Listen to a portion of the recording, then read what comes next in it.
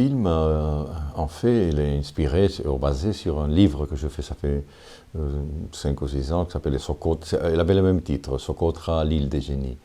Alors j'ai comment dire, une espèce de nostalgie pour cette île qui est perdue au milieu de l'océan Indien, où il y a des gens qui habitent dans des grottes dans l'intérieur de l'île, et de gens qui, autour d'un feu, ils parlent des histoires fabuleuses, de monstres. Et je suis voyagé 3 fois pour faire ce livre, et après quelques années, j'ai eu une nostalgie profonde pour ces gens. Je fais des amitiés là, spécialement avec un cheikh qui s'appelait Mohamed, qui avait des contacts avec les esprits, les génies, tout ça.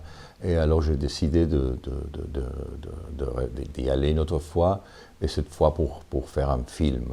Alors je cherchais une petite équipe, on était 3 personnes vraiment, et on est allé filmer des choses dont j'avais déjà fait la recherche. Alors ça a été facile.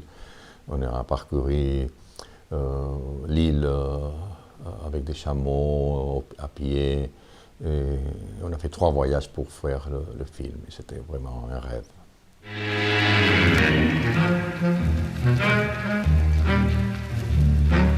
Alors pour moi, j'ai toujours rêvé sur cette île. J'étais un enfant qui voyageait dans sa chambre avec les atlas et la carte du monde et les livres de géographie et tout ça. Alors j'ai toujours regardé, j'avais un globe terrestre, et je regardais ces petits points qu'il y avait dans l'océan Indien, entre la Somalie et l'Arabie. Et je me demandais qu'est-ce que sera cette île si minuscule. Elle sera désertique ou selvatique, ou elle sera peuplée par des Africains ou des Arabes. Comment sera cette île? Alors j'ai une espèce de chose depuis petit avec aussi le nombre, Socotra. C'est un de ces noms comme Timbuktu, non? C'est comme une espèce de mantra. Et puis avec les années, bon, j'ai entendu parler quelque chose, mais c'était très rare, seulement que des légendes sur l'arbre de l'encens, sur l'oiseau roc, sur l'oiseau phénix, de légendes grecques, de Phéniciens, les hindous même, et les indiens, ils ont été là. Marco Polo aussi, il a dit que c'était de magiciens. Alors, pendant que je fais une recherche pour un livre qui s'appelle Les Arabes de la mer sur le commerce dans l'océan Indien avec les Dhows, avec les voiliers, j'ai entendu beaucoup parler de Socotra. Mais c'était aussi une île mystérieuse pour eux, et parce que c'était très difficile de s'approcher. Il n'y a aucun abri naturel, aucun port. Il y a des récifs, et pendant la saison de vent, de pluie, c'est presque impossible d'y aller. Alors, et même c'était impossible parce que ça appartenait au Yémen du Sud, qui était un gouvernement marxiste. Il y avait une base de sous-marins, on disait, soviétique, c'était complètement impossible. Alors, quand le Yémen s'est unifié, les circonstances politiques ont changé. Alors, et j'ai su qu'il y avait des vols, bon, pas réguliers, mais de temps en temps de Sanaa à Socotra. J'ai décidé d'y aller pour voir cette île dont j'ai rêvé. Et je peux dire que ce que j'ai vu et vécu, c'était à l'auteur de mes expectatives, ou même encore plus.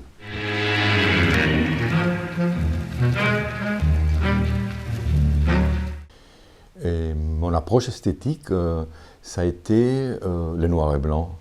Je viens du monde de la photographie, même si après je commençais à écrire et c'est fini, mais je commençais avec la photo. Surtout, je rêve encore ce film, le 3X, non, le 3X, Kodak, et j'aime les grains et tout ça. C'est ce que j'ai voulu chercher. Évidemment, maintenant, c'est presque impossible de faire quelque chose comme ça. C'est même un peu, pas dire le mot, mais un peu réactionnaire, parce qu'on a tout avec toute la technologie qu'on a maintenant, et puis ça serait très très cher de le faire comme ça. Alors je le fais en noir et blanc, digital, avec des objectifs Nikon des années 60, comme ça, des grands objectifs, surtout un 50 mm, c'est l'objectif les lenses, non, qui est plus prochain à l'œil humain.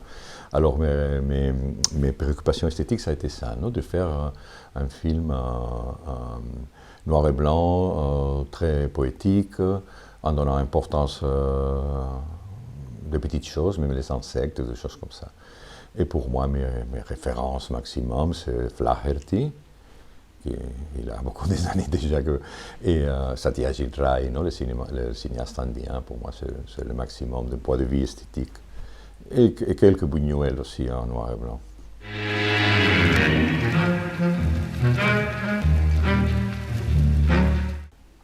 Je suis très content de l'accueil que le film a eu, parce qu'en principe, je pensais que ce serait peut-être un peu difficile, non? Un film qu'il n'y a pas une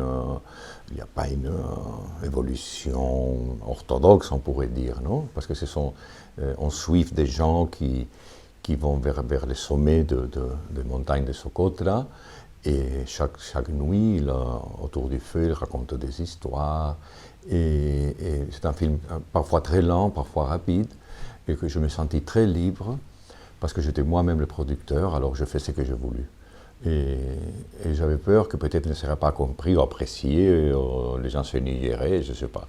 Mais heureusement, l'accueil a été fabuleux et je suis vraiment ravi d'être sélectionné par Vision du Réel. C'était une espèce de rêve qui s'est accompli. Alors je suis très content.